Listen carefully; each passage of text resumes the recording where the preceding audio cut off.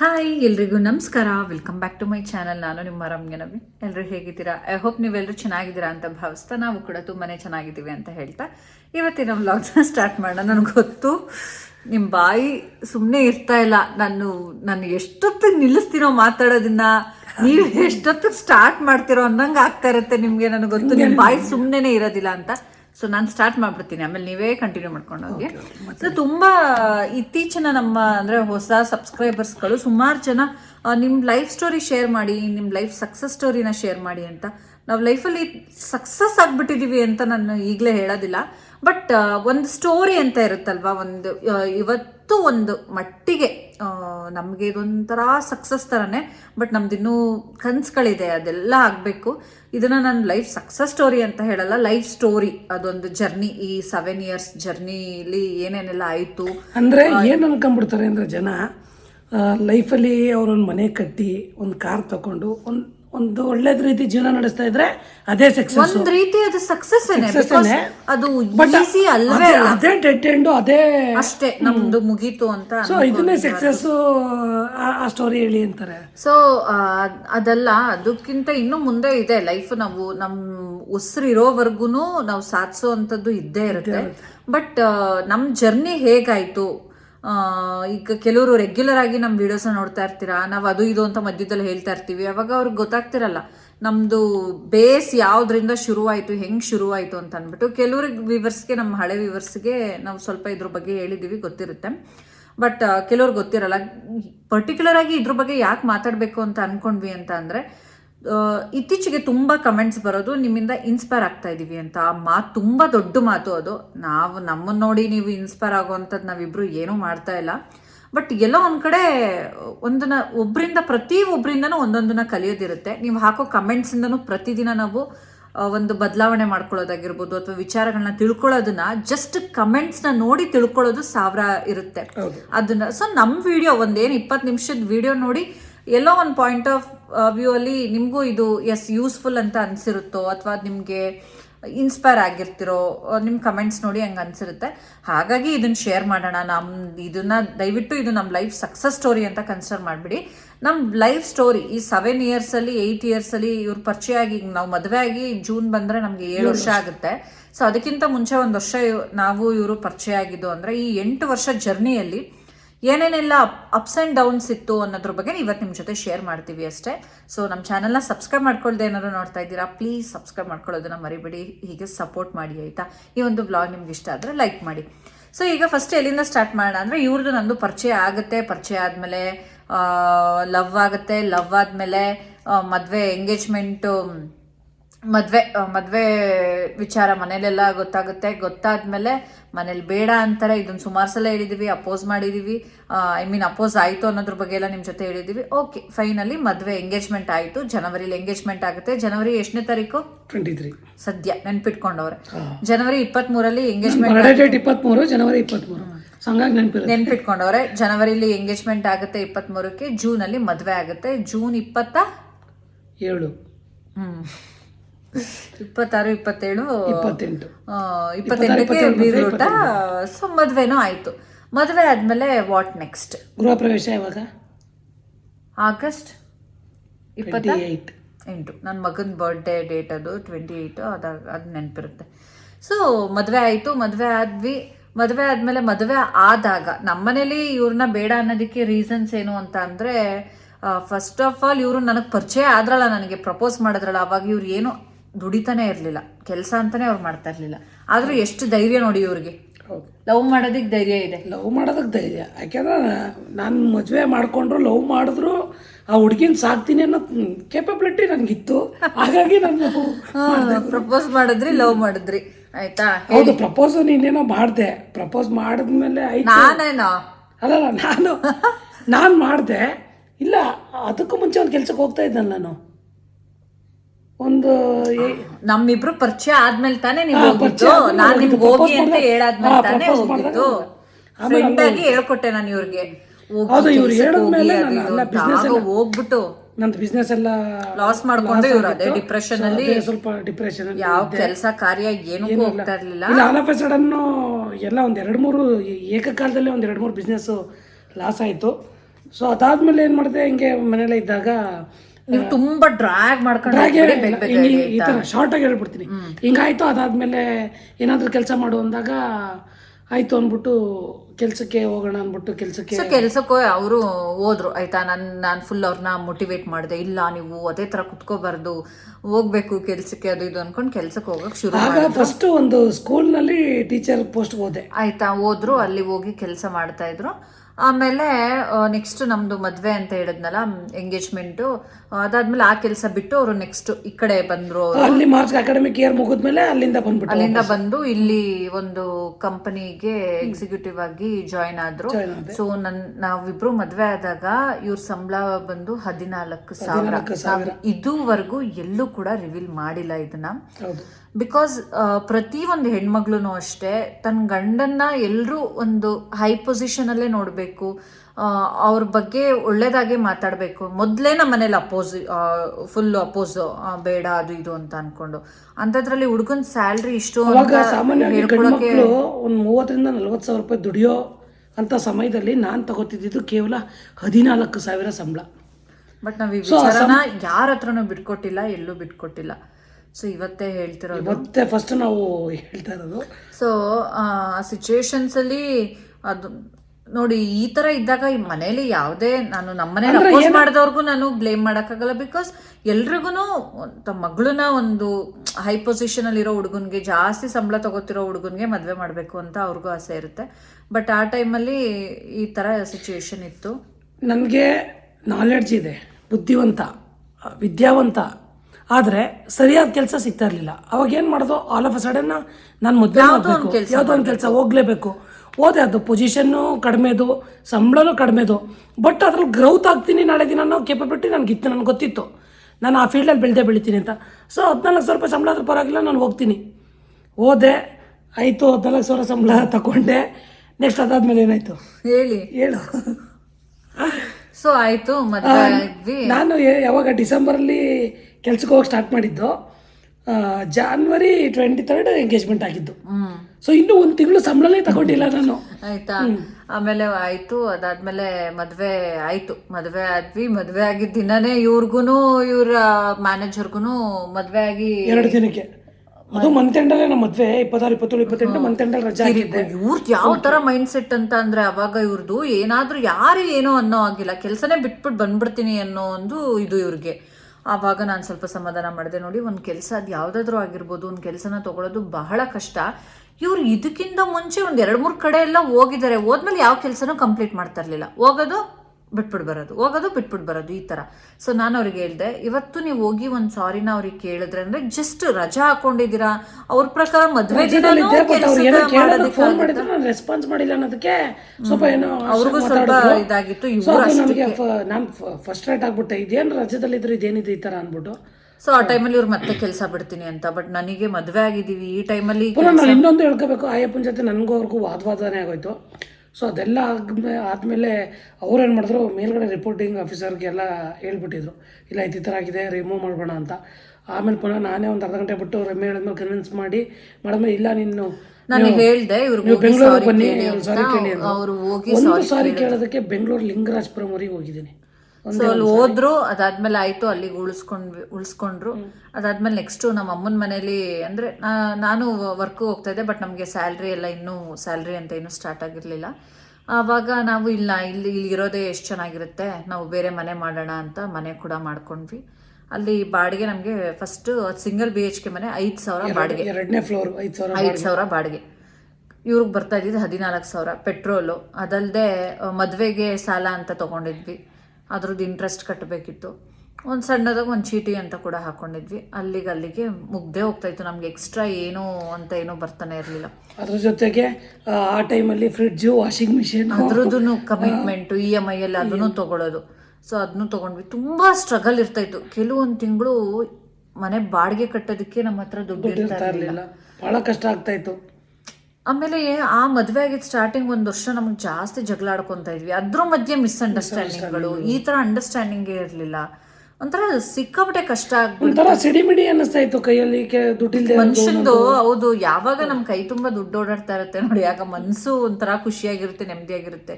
ಈ ದುಡ್ಡು ಕಾಸಿಗೆ ಬಿಕ್ಕಟ್ಟು ಆಗ್ತಾ ಇದೆ ಅಂತ ಅಂದಾಗ ಒಬ್ರ ಮೇಲೆ ಒಬ್ರು ರೇಗ್ತೀವಿ, ಕೋಪ ಮಾಡ್ಕೊತೀವಿ. ಅಂದರೆ ಅದೆಲ್ಲ ಪರಿಸ್ಥಿತಿಗಳು ನಮ್ಮನ್ನು ಹಾಗೆ ಮಾಡಿಸ್ತಾ ಇರುತ್ತೆ. ಸೊ ಬಾಡಿಗೆ ಕಟ್ಟೋಕ್ಕೂ ನಮ್ಮ ಹತ್ರ ಕೆಲವು ಸಲ ಇರ್ತಾ ಇರಲಿಲ್ಲ, ಕಷ್ಟ ಆಗ್ಬಿಡೋದು. ದಿನಗಳು ಹೆಂಗೋ ಹೋಗ್ತಾ ಇತ್ತು. ಅದಾದಮೇಲೆ ನಾನು ಕನ್ಸೀವ್ ಆದೆ, ಮದುವೆ ಆಗಿದ್ದೊಂದು 6 ತಿಂಗಳು ಕನ್ಸೀವ್ ಆದೆ. ಇನ್ನು ಹಾಸ್ಪಿಟಲ್ ಅಂತ ಅಂದರೆ ಗೊತ್ತಲ್ಲ, ಒಂದು ಸಲ ಚೆಕಪ್ಗೆ ಅಂತ ಹೋದರೆ ಒಂದಷ್ಟು ಸ್ಕ್ಯಾನು ಅದು ಇದು ಅಂತ ಅಂದಾಗ ಆ ಸಿಚುವೇಶನ್ಸಲ್ಲೂ ಕೂಡ ನಮಗೆ ಕಷ್ಟ ಆಗ್ಬಿಡ್ತಾಯಿತ್ತು. ಬೇಕಿತ್ತ ನಮಗೆ ಈಗಲೇ ಮಗು ಅಂತ ಕೂಡ ಅನಿಸಿದ್ದುಂಟು. ದಿನಗಳು ಕಳ್ದಂಗೆ ನಮಗೆ ನೆಕ್ಸ್ಟು ಮೈಂಡಿಗೆ ಬಂದಿದ್ದು ಮನೆ ಅನ್ನೋದೊಂದು ಮಾಡ್ಕೊಬೇಕು ಅಂತ ಅಂದ್ಬಿಟ್ಟು. ಮನೆ ಹೋಗ್ಲಾಗಿ ಫಸ್ಟು ಮನೆ ಕಟ್ಟಕ್ಕೆ ಸೈಟು, ಅದೇ ಮನೆ ಮಾಡ್ಕೊಬೇಕು ಅನ್ನೋದು ನಮ್ಮ ಮೈಂಡಿಗೆ ಬಂದಾದ್ಮೇಲೆ ಈ ಜಗತ್ತು ಹೆಂಗಾಗ್ಬಿಟ್ಟಿದೆ ಅಂತ ಅಂದರೆ, ಬಾಡಿಗೆ ಮನೇಲಿ ಇರೋರನ್ನ ನೋಡೋ ರೀತಿನೇ ಒಂಥರ, ಸ್ವಂತ ಮನೇಲಿ ಇರೋರ್ನೇ ನೋಡೋ ರೀತಿ ಒಂಥರ. ಇದು ನಿಮ್ಗಳಿಗೂ ಅನುಭವ ಆಗಿರುತ್ತೆ, ನಮಗೂ ತುಂಬ ಅನುಭವ ಆಗಿದೆ. ನಾವು ಮದುವೆ ಆದಮೇಲೆ 3 ಬಾಡಿಗೆ ಮನೆಯಲ್ಲಿ ಇದ್ವಿ. ಆದರೆ ನಮ್ಮ ಸುತ್ತಮುತ್ತ ಇರೋ ಜನಗಳಿರ್ತಾರಲ್ಲ, ಸಂಬಂಧಿಕರಾಗಿರ್ಬೋದು ಅಥವಾ ಜನಗಳಾಗಿರ್ಬೋದು, ಬಾಡಿಗೆ ಮನೇಲಿರೋರನ್ನ ನೋಡೋ ರೀತಿನೇ ಬೇರೆ ಥರ. ಅದನ್ನು ನಾವು ಅನುಭವಿಸಿದೀವಿ. ಏನು ಇಲ್ದೇನೆ ಆ ಥರ ನೋಡ್ತಾರೆ. ಅಂದರೆ ಅವ್ರು ತಿಂಗಳು ಬಾಡಿಗೆ ಕಟ್ಟೋ ಕೆಪಬಿಲಿಟಿ ಇದೆ ಅನ್ನೋದನ್ನು ಮರ್ತು ಬಿಟ್ಟಿರ್ತಾರೆ ಜನ. ಅವ್ರ ಕೆಪಾಸಿಟಿ ಇಲ್ಲದೆ, ಬಾಡಿಗೆ ಕಟ್ಟೋ ಕೆಪಾಸಿಟಿ ಇಲ್ಲದೆ ಬಾಡಿಗೆ ಮನೇಲಿ ಇರ್ತಾರ. ಬಟ್ ಜನಗಳು ಯಾವ ಥರ ನೋಡ್ತಾರೆ ಅಂತಂದರೆ ಅದನ್ನೆಲ್ಲ ಫೇಸ್ ಮಾಡಿದ್ವಿ. ಆಮೇಲೆ ಇನ್ನು ಒಡವೆ ವಿಚಾರವಾಗಿ ಹೇಳಿದ್ದೀನಲ್ಲ, ನಾನು ಸುಮಾರು ಸಲ ಹೇಳ್ಬಿಟ್ಟಿದ್ದೀನಿ. ನನಗೆ ಕೆಲವರಿಂದ ಹರ್ಟ್ ಆಗ್ತಾಯಿತ್ತು, ತುಂಬ ದೂರದವರಿಂದ ಅಲ್ಲ, ತುಂಬ ಹತ್ತಿರದವರಿಂದನೇ ನನಗದು ಹರ್ಟ್ ಆಗ್ತಾಯಿತ್ತು. ಸೊ ಹಾಗಾಗಿ ಅಲ್ಲಿಂದ ಯೋಚನೆ ಮಾಡಿದ್ವಿ, ನಾವು ಇಲ್ಲ ಹಿಂಗೆ ಕುತ್ಕೊಂಡ್ರೆ ಆಗಲ್ಲ ಅಂತ ಅಂದ್ಬಿಟ್ಟು. ಆಮೇಲೆ ನಮಗೆ ಛಲ ಬಂತು, ಇಲ್ಲ ನಾವೊಂದು ಸ್ವಂತ ಮನೆ ಮಾಡ್ಕೊಳ್ಳೋಣ ಸರಿ, ಆದರೆ ಮನೆ ಕಟ್ಟೋದಕ್ಕೆ ಸೈಟ್ ಅನ್ನೋದು ಬೇಕು ಅಲ್ವಾ ಅಂತ ಅಂದ್ಬಿಟ್ಟು ಇಬ್ರು ಇಲ್ಲ ಲೋನ್ ಮಾಡಿಸ್ಕೊಂಡು. ಆ್ಯಕ್ಚುಲಿ ಏನಾಗೋಯ್ತು ಅಂದರೆ, ಸ್ಟಾರ್ಟಿಂಗು ಮದುವೆ ವರ್ಷದಲ್ಲಿ ಕಮಿಟ್ಮೆಂಟ್ ಮಾಡ್ಕೋಬಾರ್ದು ಅಂತಾರೆ. ಏಕೆಂದರೆ ಸೇವಿಂಗ್ಸೇ ಇರಲ್ಲ, ₹1 ಸೇವಿಂಗ್ಸ್ ಇಲ್ಲ. ಸ್ಟಾರ್ಟಿಂಗೇನೆ ಏನಾಗುತ್ತೆ, ಮನೆಯ ಮೇಲೆ ಬೇಸಿಕ್ ನೀಡ್ಸ್ ಬೇಕೇ ಬೇಕು. ಸೊ ಬಟ್ಟೆ ಒಕ್ಕೊಳಕ್ಕಾಗಲ್ಲ, ವಾಷಿಂಗ್ ಮಿಷಿನ್ ಬೇಕೇ ಹೊಸದಾಗಿ ಸಂಸಾರ ಶುರು ಮಾಡಾದ್ಮೇಲೆ ಫ್ರಿಡ್ಜು, ವಾಷಿಂಗ್ ಮಿಷಿನ್ ಬೇಕು. ಅದಕ್ಕೆ EMI ಮಾಡಿಸ್ಕೊಬಿಟ್ಟಿದೀವಿ. ಅದಕ್ಕೂ EMI ಮಾಡಿಸ್ಬಿಟ್ಟು ಅದಕ್ಕೊಂದು 3,000 ₹6,000 ಅಲ್ಲಿ ಹೊರಟೈತಿ EMI. ಯಪ್ಪ, ಎಷ್ಟು ನಾವು ಮನೆ ಅನ್ನೋದು ಮಾಡ್ಕೊಬೇಕು ಅನ್ನೋದು ಬಂತು. ಬಾಡಿಗೆ ಮನೇಲಿ ಇರೋರಿಗೆ ಜನ ಬೆಲೆ ಕೊಡೋದಿಲ್ಲ, ನಾವು ಒಂದು ಸ್ವಂತ ಮನೆ ಅಂತ ಮಾಡ್ಕೊಬೇಕು. ಆಮೇಲೆ ಆ ಟೈಮಲ್ಲಿ ನನ್ನ ಹೆಸರೇ ಅಂತ ಇದ್ದಿದ್ದು ಒಂದೇ ಒಂದು, ಅದು ಆಗ್ತಾನೆ ಕೆಲ್ಸಕ್ಕೆ ಸೇರ್ಕೊಂಡಾಗ ತಗೊಂಡಿದ್ದು ಪಲ್ಸರ್ ಬೈಕು, ಅದು ಲೋನಲ್ಲೇ ಇದ್ದಿತ್ತು. ಸೊ ಅಲ್ಲಿವರೆಗೂ ಯಾವುದೇ ತರ ಆಸ್ತಿ ಪ್ರಾಪರ್ಟಿ ಅಂತ ನವೀನವ್ರ ಹೆಸರಲ್ಲಿ ಏನೂ ಇರಲಿಲ್ಲ. ಸೊ ನಮ್ದು ಸ್ವಂತದ್ದು ಅಂತ ಅನ್ಕೊಂಡು ನಮ್ಮ ಹತ್ರ ಏನೂ ಇರಲಿಲ್ಲ.